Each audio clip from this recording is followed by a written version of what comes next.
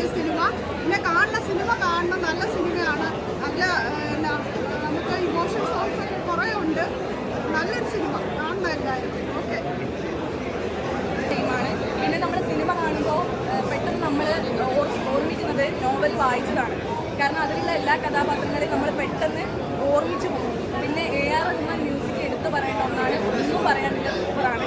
പിന്നെ സിനിമ കണ്ടു കഴിഞ്ഞാൽ ഓട്ടോമാറ്റിക്കലി കരഞ്ഞു പോകും. കാരണം ഒരു ജീവിതം ശരിക്കുമുള്ള നമ്മളിത് സിനിമ കാണുമ്പോൾ നമ്മൾ ശരിക്കും ആലോചിക്കുന്നത് ശരിക്കുമുള്ള രചയിതിൻ്റെ ആ ഒരു അവസ്ഥ നമ്മൾ ആലോചിക്കുന്നത്.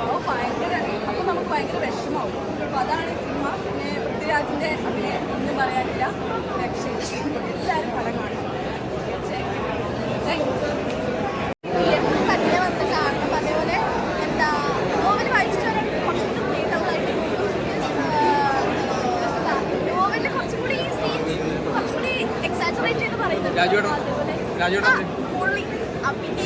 പകർത്തേക്കാണ് നമുക്കിങ്ങനെ കാണുമ്പോൾ നമുക്ക് മനസ്സിലാക്കാൻ പറ്റും. പേര് കടന്നു പോയത് എന്തൊക്കെയാണെന്ന് നമുക്ക് മനസ്സിലാക്കാൻ പറ്റും. എന്ന് ചോദിച്ചു കഴിഞ്ഞാൽ എനിക്ക് കൂടുതലായിട്ട് അഭിനയിച്ചിട്ടുണ്ട്. സിനിമ ഓസ്കാർ അടിക്കുവോ? സാധ്യതയുണ്ട്.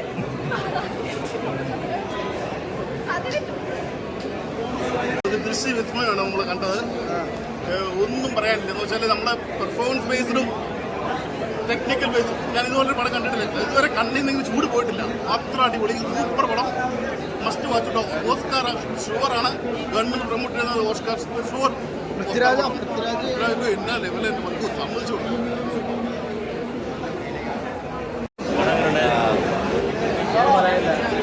മൂവിയാണ്. പറഞ്ഞത് കരിയർ എന്ന് പറയാം. കണ്ടിറങ്ങുമ്പോൾ ഒരു കണ്ണ് നിറയും, അല്ലെങ്കിൽ മനസ്സിൽ നേരെ ഉണ്ടാവും. കയ്യിലൊരു കുപ്പി വെള്ളം കയറിക്കും. കാരണം ശരിക്കും നമുക്കൊരു ദാഹം തോന്നും അത് കാണുമ്പോൾ. റഷ്യയുടെ 16 വർഷത്തെ കാത്തിരിപ്പ് പറഞ്ഞില്ല. നാഷണൽ അവാർഡൊക്കെ ഫസ്റ്റ് എനിക്ക് തോന്നുന്നു മലയാളത്തിൽ നിന്ന് ഓസ്കാർ വേർത്തിയായിട്ട് ഉണ്ടാകുന്ന പൃഥ്വിരാജിൻ്റെ കരിയർ ബെസ്റ്റ് പെർഫോമൻസ്. ഒരു ഷോർട്ട് ഉണ്ട് പൃഥ്വിരാജ് ഡ്രസ്സൊക്കെ അടിക്കണം. അത് കാണുമ്പോൾ ശരിക്കും വർത്താണ്. നമുക്ക് കൊടുത്ത പൈസയ്ക്ക് വർത്താണ്, അതിനപ്പുറത്താണ്. പൈസ ബ്ലസ്സി എന്ന് പറഞ്ഞൊരു ക്രിയേറ്ററിൻ്റെ 16 വർഷത്തെ കാത്തിരിപ്പാണ് ഈ പടം. Hats off to them. Of course എത്ര കാശ് കൊടുത്താലും സുഖത്തിൽ ഒന്നും പറയാനില്ല.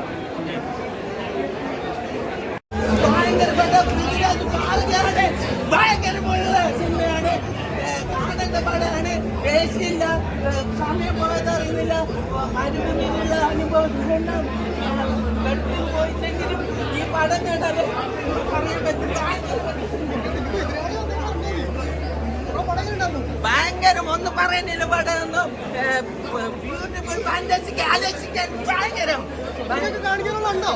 ഇന്ന് പടത്തിന്റെ ഒരു ആവേശമാണ് ഇങ്ങനെ പറയുന്നത്. ഒന്നും പറയുന്നില്ല. ഭയങ്കര പെട്ടെന്ന് ഒന്നും പറയാനില്ല. എക്സ്പീരിയൻസ് ആയിരുന്നു ഇപ്പോൾ കണ്ടത്. പ്ലസ് ചിത്രം പൃഥ്വിരാജ് എന്താ പറയുക, പുള്ളിയുടെ ഡെഡിക്കേഷൻ, പുള്ളി സിനിമയ്ക്ക് ഇട്ടൊക്കെ ഡെഡിക്കേഷൻ, അതിനപ്പുറത്തേക്കൊന്നും പറയാനില്ല. സൂപ്പറോട് വരുന്നു. ഇതിന് ഒരു അവാർഡ് പ്രതീക്ഷിക്കാം എന്തായാലും.